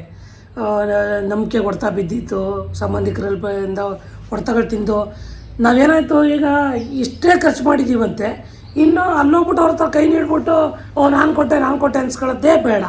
ಏನಾದ್ರು ನಮ್ದು ಓನ್ ಫಂಡ್ ಅದು ಅವ್ರು ಕೊಡ್ತಾ ಇದ್ರು ಅನ್ನೋದು ಅದು ಸೆಕೆಂಡರಿ ವಿಷಯ ಬಿಡಿ. ಅದು ನಮ್ಗೆ ಎಕ್ಸ್ಪೆಕ್ಟೇಷನ್ ಇರ್ಲಿಲ್ಲ, ಆ ಕಡೆಯಿಂದ ಅದು ಬರ್ತಾನೂ ಇರ್ಲಿಲ್ಲ. ಸೊ ನಾವು ಅದನ್ನ ಏನು ಎಕ್ಸ್ಪೆಕ್ಟ್ ಮಾಡ್ತಾ ಇರ್ಲಿಲ್ಲ. ಬಟ್ ಆ ಮೂಮೆಂಟ್ ಅಲ್ಲಿ ನಾನು ಡಿಸೈಡ್ ಆಗಿದ್ದೆ ಕೇಳಬಾರ್ದು ಅಂತ. ಅದು ಕಷ್ಟನೋ ಸುಖನೋ 1 ವಾರ ಯೋಚನೆ ಮಾಡಿ ಒಂದು ನಿರ್ಧಾರನ ತಗೊಂಡು ಪಾಪ ಒಬ್ರು ನೆನ್ಕೋಬೇಕು. ಪಾಪ ಒಬ್ರು ಅಂಕಲ್ ಈಗಲೂ ನಮ್ಗೆ ನಾವು ಕೇಳಿದ್ರೆ ಟೈಮ್ಗೆ 10 ಲಕ್ಷದವರೆಗಾಗ್ಲಿ ಪಾಪ ಕೊಟ್ಟಿದ್ದಾರೆ. ಆ ಅಂಕಲ್ ನಾವು ಇವತ್ತು ನಾನು ನನ್ನ ಹೆಂಡತಿ ಬಡ್ಡಿ ಕಟ್ಟಿ ನಾವು ಸಾಲ ತಗೊಂಡ್ ಬಂದು ನಾವು ಮನೆನ ಕಂಪ್ಲೀಟ್ ಮಾಡ್ಕೊಂಡ್ವಿ. ಆ ಸಮಯದಲ್ಲಿ ಇವಾಗ್ಲೂ ನೆನ್ಸ್ಕೊಂಡ್ರೆ ನಂಗೆ ಅಳು ಬರುತ್ತೆ. ಆ ಮೂಮೆಂಟ್ ಅಲ್ಲಿ ತಾರಿನೇ ತೋಚ್ತಿಲ್ಲ ಯಾವ ತರ ಅರೇಂಜ್ ಮಾಡ್ಲಿ. ಇಂಟ್ರೆಸ್ಟ್ಗೆ ತಗೊಬಂದು ಮಾಡಿದ್ವಿ. ಬಟ್ ಭಗವಂತನ ಮೇಲೆ ನಾನು ನಂಬಿಕೆ ಇಟ್ಟಿದ್ದೆ, ಯಾರೇ ಕೈ ಬಿಟ್ರು ನೀನು ಕೈ ಬಿಡಲ್ಲ, ನೀನೇ ನನಗೆ ದಾರಿ ಒಂದು ತೋರಿಸ್ತೀಯ ಅಂತ. ಹಂಗೆ ಅದು ಏನೋ ಆಯಿತು, ಅಚ್ಚುಕಟ್ಟಾಗಿ ಗೃಹ ಪ್ರವೇಶನೂ ಆಯಿತು. ಸೊ ಹಿಂಗೆ ನಮ್ಮ ಜೀವನದಲ್ಲಿ ನಾವು ಬೆಳಿಬೇಕು ಅಂತ ಅಂದರೆ ನಮಗೆ ಕಷ್ಟ ಅನ್ನೋದು ಗೊತ್ತಾಗಬೇಕು. ನಾವು ಯಾರ ಮೇಲೂ ಡಿಪೆಂಡ್ ಆಗಬಾರ್ದು, ನಾವು ಇಂಡಿಪೆಂಡೆಂಟ್ ಆಗಿರಬೇಕು. ಆಮೇಲೆ ಇನ್ನೊಂದೇನು ಗೊತ್ತಾ, ನಮ್ಗೆ ಅವ್ರಿದ್ದಾರೆ, ಇವ್ರಿದ್ದಾರೆ, ಇವ್ರಾಗ್ತಾರೆ, ಯಾರು ಇಲ್ಲ ನಾವು ಹೆಜ್ಜೆನ ಒಂದು ಸ್ಟೆಪ್ ಮುಂದೆ ಇಟ್ಟರೆ ನಾವು ಬದುಕಕ್ಕಾಗೋದು. ನಮ್ಗೆ ಅವ್ರು ಮಾಡ್ತಾರೆ, ಇವ್ರು ಮಾಡ್ತಾರೆ, ಅವ್ರು ಬಂದಾಗ್ಬಿಡ್ತಾರೆ, ಯಾರು ಬರಲ್ಲ ಗುರು. ಇಲ್ಲಿ ನಮ್ ಗುಂಡಿ ನಾವೇ ತೊಡ್ಕೊಬೇಕು, ನಾವೇ ಮುಚ್ಕೊಬೇಕು. ಯಾರು ಒಂದು ಹಾಡಿದೆ, ತನ್ನ ಹೆಣವನು ತಾನೇ ಹೊತ್ತು ಸಾಗಿಸಬೇಕು, ಅಣ್ಣ ಬಾ ತಮ್ಮ ಬಾ ಎಂದಳುವುದೇಕು ಅಂತ. ಹಂಗೆ ನಮ್ದನ್ನ ನಾವೇ ಮಾಡ್ಕೊಂಡು ಹೋಗ್ಬೇಕು. ಏನು ಗೊತ್ತಾ, ಪ್ರತಿಯೊಬ್ಬ ಮನುಷ್ಯ ಸ್ವಲ್ಪ ಫೈನಾನ್ಷಿಯಲಿ ಚೆನ್ನಾಗಿರ್ತಾನಲ್ಲ, ಅವ್ರಿಗೆ ಎಲ್ಲರೂ ಮುಂದೆ ಅವ್ರೆಲ್ಲರೂ ಹಿಂದೆ ಕಷ್ಟ ಬಿದ್ದಿರ್ತದೆ. ಆ ಕಷ್ಟ ಇಲ್ಲದೆ ಮನುಷ್ಯ ಆ ಮಟ್ಟಕ್ಕೆ ಹೋಗಕ್ಕೆ ಸಾಧ್ಯನೇ ಇಲ್ಲ. ಇನ್ ಕೇಸ್ ಏನೋ ಯಾರೋ ಸಂಪಾದನೆ ಮಾಡಿಟ್ಟಿರೋದ್ರಲ್ಲಿ ಶೋಕಿ ಮಾಡ್ಕೊಂಡು ಓಡಾಡ್ಕೊಂಡಿದ್ದೀನಿ ಅಂತ ಅಂದ್ರೆ ಅದು ಒಂದು ಸ್ಯಾಟಿಸ್ಫ್ಯಾಕ್ಷನ್ ಅನ್ನೋದಿರಲ್ಲ ಲೈಫಲ್ಲಿ. ಈಗಲೂ ಯಾವುದೋ ಒಂದು 10 ಕೋಟಿ ದುಡ್ಡು ಬಂದ್ಬಿಡ್ತು, ನಾವು ಐಷಾರಾಮಿಗೋ ಯಾವುದೋ ಒಂದು ಮನೆ ಕಟ್ಕೊಬಿಟ್ಟು ಐಷಾರಾಮಿ ಕಾರ್ ಓಡಾಡ್ಬಿಟ್ಟು ಅದ್ರಲ್ಲಿ ಮಜಾನೇ ಇರೋಲ್ಲ. ನಿಜ ಲೈಫು ದಿನ ಬೆಳಗಾಯ್ತು ಅಂದರೆ ನಾಳೆ 10ನೇ ತಾರೀಕು EMI ಅಕೌಂಟಲ್ಲಿ ದುಡ್ಡು ಇದೆಯಾ, ಇವತ್ತು 9ನೇ ತಾರೀಕು ದುಡ್ಡಿಲ್ಲ ಅಂದರೆ ಯಾರ್ತಾವ್ರು ಇಸ್ಕೊಂಡು ಹಾಕೋ, ಮೇಂಟೈನ್ ಮಾಡು. ಯಾಕೆಂದರೆ ಈ 30ನೇ ತಾರೀಕು ಬಂದಿದ್ದ ಸಂಬಳ 10ನೇ ತಾರೀಕುವರೆಗೆ ನಾವು ಅದನ್ನು ಕಾಪಾಡ್ಕೊಳ್ಳೋಕೆ ಇರುತ್ತಲ್ಲ, ಒದ್ದಾಡ್ತಾ ಇರ್ತೀವಿ. ಏನೋ 10 ಖರ್ಚು ಬರುತ್ತೆ, 5 ಖರ್ಚು ಬರುತ್ತೆ. 10ನೇ ತಾರೀಕು ಒಬ್ರಿಗೊಬ್ರು ಮುಖ ನೋಡ್ಕೊತಾ ಇರ್ತೀವಿ. 9ನೇ ತಾರೀಕು ನಾಳೆ 10ನೇ ತಾರೀಕು EMI ಅಕೌಂಟಲ್ಲಿ ದುಡ್ಡಿದೆಯಾ ಅಂತ ಭಾಳ ಸ್ಟ್ರಗಲ್ ಇದೆ ಲೈಫು. ಸೊ ಹಂಗಾಗತ್ತೆ. ಸೊ ಮನೇನ ಹಂಗೆ ಕಟ್ಕೊಂಡ್ವಿ. ಸೊ ನಾನು ಬೆಳೆಯೋದಕ್ಕೆ ನಾನು ಆರ್ಟ್ಲಿ ಹೇಳ್ತೀನಿ, ಪ್ರತಿ ಒಂದು ವಿಡಿಯೋದಲ್ಲೂ ನಾನು ಹೆಂಡ್ತೀನಿ ನನ್ನನ್ನು ಹೀರೋ ಮಾಡಿರ್ತಾಳೆ. ನಾನು ಹೀರೋ ಆಗೋಕ್ಕೆ ಮೇನ್ ಡೈರೆಕ್ಟ್ರೇ ಇವಳು. ಡೈರೆಕ್ಟ್ರು. ಸೊ ಹಂಗೇನಿಲ್ಲ, ಇಲ್ಲಿ ಹೀರೋಯಿನ್ ಅಂತ ಅಲ್ಲ, ನಮ್ಮ ತಂದೆ ತಾಯಿ ಆಶೀರ್ವಾದನೂ ಅಷ್ಟೇ. ಇಲ್ಲ ಏನಂದ್ರೆ ಒಂದು ಆ ಸಿಚುವೇಶನ್ ಅಲ್ಲಿ ಅನ್ಸುತ್ತೆ. ಅವತ್ತು ನಮ್ಮ ಅತ್ತೆ ಮಾವ ಸ್ವಲ್ಪ ತರ ಸ್ಟ್ರಾಂಗ್ ಆಗಿ, ಈಗ ಮಗ ಕೇಳಿದ ತಕ್ಷಣ ಸೈಟ್ ಕೊಡ್ಸಿ ಈ ಛಲ ಬರ್ತಾ ಇರ್ಲಿಲ್ಲ. ನಾವ್ ಇಷ್ಟು ಒಂದು ಛಲ ಮತ್ತೆ ಈ ತೃಪ್ತಿನೂ ಇರ್ತಾ ಇರ್ಲಿಲ್ಲ. ಇವತ್ತು ನಮ್ಗೆ ಅದಿದೆ. ಈಗ ನಮ್ಮ ನಮ್ಮ ನಮ್ಮ ಮಾವನ್ ಮುಂದೆ ನಾವು ಈಗ ನಾವೇನೋ ಒಂದು ನಾವು ಈಗ ಬೆಳೀತಾ ಇದೀವಿ ಅಂದಾಗ ಅವ್ರು ಅದನ್ನ ಎಕ್ಸ್ಪ್ರೆಸ್ ಮಾಡದೇ ಇದ್ರು ಅವ್ರ ಮನ್ಸಲ್ಲಿ ಖುಷಿ ಆಗ್ತಾ ಇರುತ್ತೆ ಅನ್ನೋದು ಗೊತ್ತಿದೆ. ಅವತ್ತು ನಮ್ಮ ಅತ್ತೆ ಮಾವ ಮೇ ಬಿ ನಮ್ಗೆ ಸೈಟ್ ಕೊಡಿಸ್ತಾ ಇದ್ದಿದ್ದಕ್ಕೆ ಇರ್ರಿ ನಾನು ಮಾತಾಡ್ತೀನಿ ಕೇಳಿಸ್ಕೊ. ಇಲ್ಲಿ ಈ ಆಷಾಢದಲ್ಲಿ ಚಾಮುಂಡಿ ಬೆಟ್ಟನ ಮೆಟ್ಲಿಗೆ ಕುಂಕುಮ ಹಚ್ಕೊಂಡು ಹತ್ತುತ್ತಾರಲ್ಲ, ಅವ್ರಿಗೆ ಕಷ್ಟ ಏನು ಅಂತ ಗೊತ್ತಿರ್ತದೆ. ಡೈರೆಕ್ಟಾಗಿ ಬಸ್ ಬಿಟ್ಟಿರ್ತಾರಲ್ಲ, ಬಸ್ಸಲ್ಲಿ ಹೋಗ್ಬಿಟ್ಟು ಅಲ್ಲಿ ಬೆಟ್ಟದ ಹತ್ರ ಇಳಿದ್ಬಿಡ್ತಾರಲ್ಲ, ಅವ್ರಿಗೆ ಆ ವ್ಯಾಲ್ಯೂ ಗೊತ್ತಾಗಲ್ಲ. ಆ ತಾಯಿ ಭಕ್ತಿ, ಅವ್ರ ಪ್ರೀತಿ, ಅದಕ್ಕಾಗಿ ಅವರು ಪಟ್ಟಿರ್ತಾರಲ್ಲ ಕಷ್ಟ, ಅದು ಅವರು ಮೆಟ್ಲೆಲ್ಲ ಹತ್ಕೊಂಡೋಗಿ ಮೇಲ್ಗಡೆ ಹೋಗಿ ಆ ತಾಯಿನ ನೋಡ್ತಾರಲ್ಲ, ಆಗ ಸಿಗುತ್ತಲ್ಲ ಖುಷಿ. ಆ ಖುಷಿ ಯಾರಿಗೆ ಗೊತ್ತಾ? ಕಷ್ಟಪಟ್ಟು ಮೇಲೆ ಬರ್ತಾರಲ್ಲ ಅವ್ರಿಗೆ ಆ ಖುಷಿ ಖಂಡಿತ ಸಿಗುತ್ತೆ. ಸೊ ಹಂಗೆ ನಮ್ಮ ಲೈಫಲ್ಲೂ ಅಷ್ಟೇ ಒಂಥರ ನಾವು ನಮ್ಮ ಅತ್ತೆ ಮಾವನ್ಗೆಲ್ಲ ಥ್ಯಾಂಕ್ಸೇ ಹೇಳ್ಬೇಕು.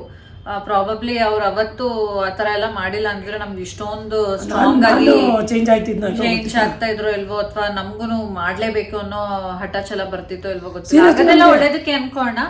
ಅದ್ ಯಾವಾಗ ಏನೇನ್ ಆಗ್ಬೇಕು ಅದಾಗುತ್ತೆ. ಬಟ್ ಲೈಫಲ್ಲಿ ಯಾವತ್ತು ದೇವ್ರನ್ನ ನಂಬಿ, ದೇವ್ರ ಇಲ್ದೆ ಏನು ಇಲ್ಲ. ಇವತ್ತು ನನ್ನ ಲೈಫಲ್ಲಿ ಏನೇ ಆದ್ರೂ ಆ ಭಗವಂತ ಇದಾನೆ. ಇಷ್ಟೇ ನಮ್ ಜರ್ನಿ. ಸೊ ಹಂಗೆ ನಾವು ಮನೆ ಕಟ್ಟಿದ್ರು ತನಕ ಹೇಳ್ದೆ, ಲೈಫ್ ಏನ್ ಈಸಿ ಆಗಿರ್ಲಿಲ್ಲ. ಹತ್ತಿದೀವಿ, ಕರೆದಿದೀವಿ, ಏನಪ್ಪಾ ಭಗವಂತ ನಮ್ಗೆ ಯಾಕೆ ಕಷ್ಟ ಕೊಡ್ತೀಯಾ ಅಂತ ಎಲ್ಲ ಅನ್ಸಿದೆ. ಆಮೇಲೆ ಮನಸ್ತಾಪಗಳು, ಬೇಜಾರು ಎಲ್ಲ ಬಂದಿದೆ. ಆದ್ರೂ ಪ್ರತಿ ತಿಂಗಳು ಬಡ್ಡಿ ಕಟ್ಟಿದ್ರು, ಪ್ರತಿ ತಿಂಗಳು ಇನ್ನೊಂದೇನೋ ಮಾಡಿದ್ರು, EMIಗಳು ಕಟ್ಟಿದ್ರು ಖುಷಿಯಾಗೇ ಇರ್ತೀವಿ. ನಾನು ನಮ್ಮಿಂದ ಇನ್ನೊಂದೇನೋ ಅಂದ್ರೆ ಬೇರೆಯವರಿಗೆ ನಮ್ಮ ದುಃಖನ ತೋರಿಸ್ಕೊಳ್ಳಲ್ಲ. ನಮ್ಮಿಬ್ರದ್ದು 1000 ಇರುತ್ತೆ ಕಮಿಟ್ಮೆಂಟ್. ಇವತ್ತೇನೋ ಒಂದು ನೆಗೆಟಿವ್ ಆಗಿ ಏನೋ ಒಂದು ಇನ್ಸಿಡೆಂಟ್ ಆಯ್ತು, ನಮ್ಗೆ ಲಾಸ್ ಆಗೋವಂಥದ್ದಾಯ್ತು, ನಾವು ಯಾವತ್ತೂ ಅದನ್ನ ಹೊರಗಡೆ ಶೇರ್ ಮಾಡ್ಕೊಳ್ಳೋದೇ ಇಲ್ಲ. ಏಕೇಳಿ ನಮ್ಮ ಖುಷಿ ಅಷ್ಟನ್ನೇ ಶೇರ್ ಮಾಡೋಣ, ನಮ್ಮ ದುಃಖನ ಶೇರ್ ಮಾಡೋದು ಬೇಡ ಅಂತ. ಅದು ಏನೇ ದುಃಖ ಇದ್ರು ನಮ್ಮಿಬ್ರು ಮಧ್ಯೆನೇ ಇರಲಿ ಅಂತ ಅಂದ್ಬಿಟ್ಟು ಅದನ್ನ ಶೇರ್ ಮಾಡೋದಕ್ಕೆ ಹೋಗಲ್ಲ. ಏನೋ ಒಂದು ಖುಷಿಯಾಗಿರೋದು, ಏನೋ ಒಂದು ಒಳ್ಳೇದಾಯ್ತಾ ಅದನ್ನ ಹಂಚ್ಕೊತೀವಿ. ಇನ್ನೊಂದೇನೋ ನೆಗೆಟಿವ್ ಆಗಿದ್ರೆ ನಾವಿನ್ ಬೇಡ ಬಿಡಿ, ಅದನ್ನ ಯಾರ ಹತ್ರನೂ ಶೇರ್ ಮಾಡೋದು ಬೇಡ, ಅದು ಹಿಂಗೆ ಇದಾಗ್ಲಿ ಅಂತ ಇದು ಮಾಡ್ತೀವಿ. ಸೊ ಲೈಫಲ್ಲಿ ಗುರಿ ಇಟ್ಕೊಳ್ಳಿ, ದೊಡ್ಡದಾಗಿ ಆಸೆ ಪಡಿ. ಜೀವನದಲ್ಲಿ ದೊಡ್ಡದಾಗಿ ಆಸೆ ಪಡೋದಕ್ಕೆ ಏನು ಖರ್ಚಾಗಲ್ಲ. ಆಸೆನ ದೊಡ್ಡದಾಗಿ ಇಟ್ಕೊಳ್ಳೋಕೆ ಏನಾಗಬೇಕು? ಫಸ್ಟ್ ನಮ್ಮ ಆಸೆಗಳು ದೊಡ್ಡದಾಗಿರ್ಬೇಕು. ಆ ದೊಡ್ಡದಾಗಿದ್ದಾಗ ನಾವು ಅದನ್ನ ಅಚೀವ್ ಮಾಡೋದಕ್ಕೆ ಅದ್ರ ಹಿಂದೆ ಓಡ್ತೀವಿ. ಆಸೆಗಳನ್ನೇ ಇಟ್ಕೊಳ್ದೆ ಇರೋದು ನಿಜ, ಅದಕ್ಕಿಂತ ದೊಡ್ಡ ತಪ್ಪು ಇನ್ನೊಂದಿಲ್ಲ. ಫಸ್ಟ್ ಜೀವನದಲ್ಲಿ ಆಸೆ ಇರಬೇಕು. ನಾನು ಅದ್ ಮಾಡ್ಬೇಕು, ಇದ್ ಮಾಡ್ಬೇಕು, ಈ ವರ್ಷದಲ್ಲಿ ನಾನು ಇನ್ನೊಂದು ಮನೆ ಕಟ್ಟಬೇಕು ಅನ್ಕೊಳ್ಳಿ, ಇನ್ನೊಂದೇನೋ ಮಾಡ್ಬೇಕು ಅನ್ಕೊಳ್ಳಿ, ಇನ್ನೊಂದ್ ಕಾರ್ ತಗೋಬೇಕು ಅನ್ಕೊಳ್ಳಿ, ಇನ್ನೊಂದು ಒಡವೆ ತಗೋಬೇಕು. ಮನುಷ್ಯನಿಗೆ ಆಸೆ ಇರಬೇಕು, ಇಲ್ಲಿಗೆ ಒಂದು ವ್ಲಾಗ್ ನ ಎಂಡ್ ಮಾಡ್ತೀವಿ. ಬಿಟ್ರೆ ನಿಜವಾಗ್ಲೂ 1 ಗಂಟೆ ಆದ್ರೂ ಮಾತಾಡ್ಬಿಡ್ತೀವಿ. ಬಟ್ ಇಲ್ಲಿಗೆ ಎಂಡ್ ಮಾಡೋಣ, ನಿಮ್ಗೂ ಬೋರ್ ಆಗುತ್ತೆ. ಮತ್ತೆ ನೆಕ್ಸ್ಟ್ ವ್ಲಾಗ್ ಅಲ್ಲಿ ಸಿಗ್ತೀನಿ. Thank you.